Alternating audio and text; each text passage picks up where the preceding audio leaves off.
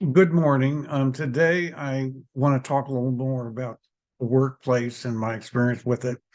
On um, on August 3rd, I had talked about the IT job market, the mainframe, and some of the way it was, and some of my job search.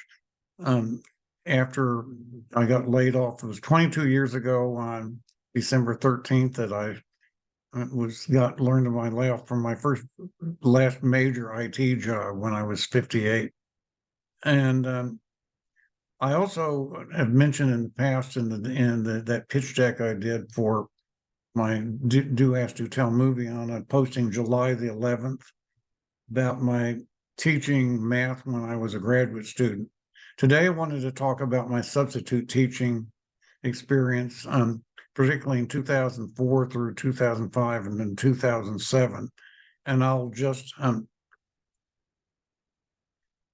give you a real quick whiteboard. Um, that's what Washington Lee High School looked like. That's where I graduated when it was being reconstructed in 2007. So I'll just mention that. And um, when I stayed in Minnesota for 20 months after the layoff, and my severance was good enough and paid out over a long period of time that I was financially okay and could stay there and do some odd jobs. I did some telemarketing for the Minnesota Orchestra, for example, and some debt collection.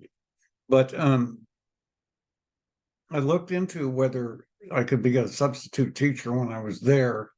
And in Minnesota, they didn't allow unlicensed subs, and you had to go to and take a class and get a certificate, and that was expensive and time consuming. I could have gone to the University of Minnesota, though. Right Management was the outplace from Philadelphia, was the outplacement company. They never mentioned the idea of teaching or whether you needed to be licensed in other states. And I went back to Virginia in the fall of September of 2003. And in March of 2004, just watching television, I happened to learn there was what they called a career switcher program in Virginia, that you could get a teacher's license with 180 days of block hours and instruction at a couple of the local universities. And you could also sub without a license. So I looked into that, and in both Fairfax County and Arlington County, you could. They had separate plans. You had you would get your assignments by cell phone even then, and or computer, and excuse me, and if a school didn't like you, they could do a do not send, and if in either county you got 3 do not sends, you would be fired. So that was something to bear in mind. So I started out I applied to both of them online. Arlington's was a little more intricate than Fairfax County, and I started my first sub assignment was actually on April 30th of 2004, and the subject was special education, and I didn't really do anything but show the movie Charlie, and not much happened that day. That was over at Mount Vernon. And then I started getting assignments in Arlington. I was a little more adventurous with what I would take in Arlington. I allowed the Science Focus Elementary School and a um,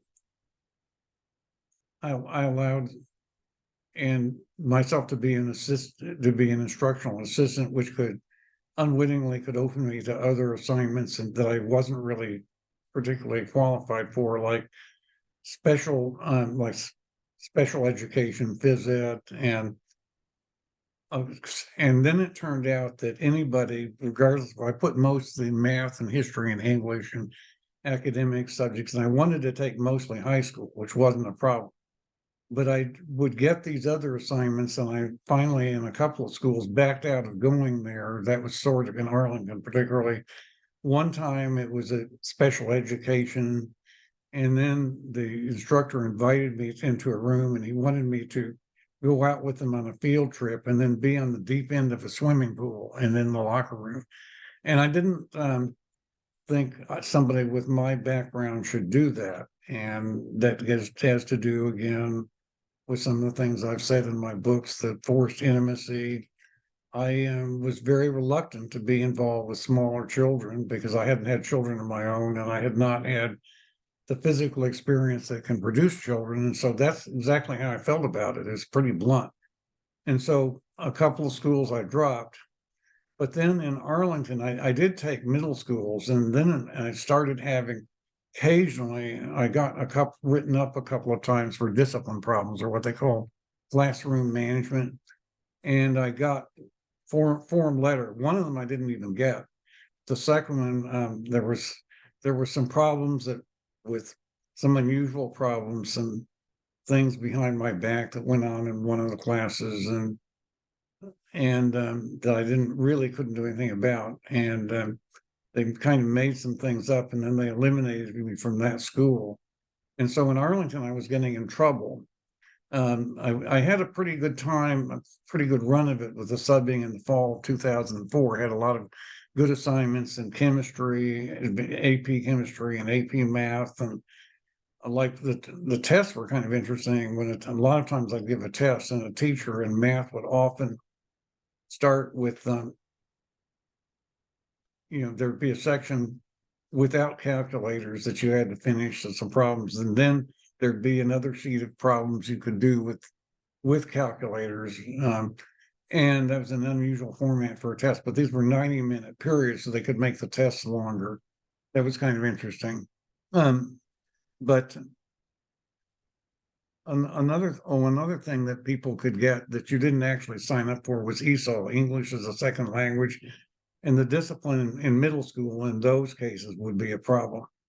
So I wound up losing two of them in Arlington. Then in the fall of 2005, I had an assignment at a high school in Arlington. I usually didn't have any trouble at all with the high schools, but this time I did. It was a lower income class, and there was some problems with some low income students I didn't know how to handle. That was the first time that had happened in a high school, and somebody complained. So I was in trouble in Arlington, so I resigned from Arlington. Then there would be an incident, which I'm going to discuss in a later video, in another school in Fairfax County, actually near Alexandria, and I won't get into the details today, but it had to do with my online writing. And one of the rules I again had that my ability to say what I wanted online about things and support my book, write more footnotes about my books and present them online and make comments about other issues was dependent on the fact that I didn't have any direct reports in the workplace. I didn't give students grades, so there wasn't any way I could be perceived as prejudiced against either a subordinate or a student because I didn't have any real authority over them as a sub. Now, if I had become a long-term sub, that would have changed. But there was an incident involving my writing in the fall of 2005, which led me to stop subbing for a while. And then in 2006, I actually graded papers for special education for a while for some income. But I went back to subbing in 2007 in the spring in Fairfax County only. That worked out okay. There were a couple of interesting things. There was one student who said that I was his favorite math teacher. That was kind of suspicious. And I knew the ages of the students because I could see that on the roll then. And this was long before gender identity and long before pronouns and any of this kind of stuff. This hadn't started to happen yet, but I could see their names and everything. And that I would see that student in a bar later on, and even though I knew it was underage, so I actually said something to the bar management later on in Washington. So that was interesting. But then I was going to continue and then there was still the idea that I could take the 180 clock hours and get a teacher's license. And I did pass the practice exam for mathematics, which you had to take. I had to take that at the University of the District of Columbia. In September of 2005, it's multiple choice exam. I did well on that. And I was sort of boning up on my math, the textbooks I had from graduate school and so forth. I was getting back up to speed on that, and I was doing okay on that. So, but then I was going to teach in the fall of 2007. Also, I had gotten through the spring okay, and my mother suddenly had to be out. There was an unusual circumstance away, and then there was a problem where in Maryland, where people who were active on the internet were being hunted down with a series of home invasions that week. And I think the person was caught, and it was a very scary incident. And so I decided to stop. And that was the end of my substitute teaching. That series of incidents in Maryland sort of reminds me of Kanika Powell, that in 2008. I don't think it had anything to do with it, but it's one of these really scary things. So that was the end of my substitute teaching. And I just thought I would share that with you today. And I'll be talking about that incident with my online presence later on in a different video. And I do thank you for listening.